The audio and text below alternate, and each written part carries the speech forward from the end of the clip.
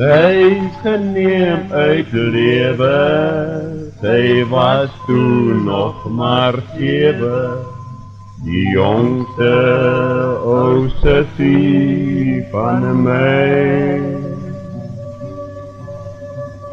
Saam het ons gespeel deur die sonskyn en die onweer, die jongste ou sussie van my.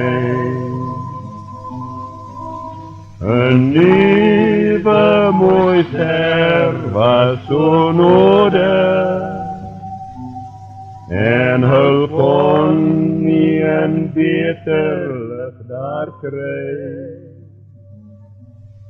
Die besluit toe van die Heer was, dat sy net daar sou aanpas, die jongste ou sussie van my.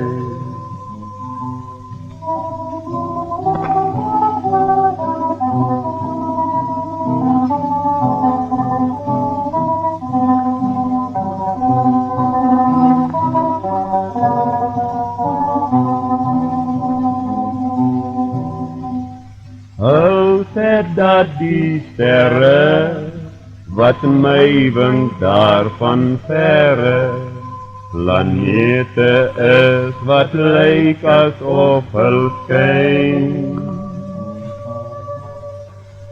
Maar ek sal dit nie glo, want vir Gods werke daarbo is mense verstande te klein. Al die sterre wat skyn aan die hemel, is die siele van vriende heen gegaan, wat vir ons die pad moet aanwys, wanneer ons ook moet heenreis, soos die jongste ou sussie van my.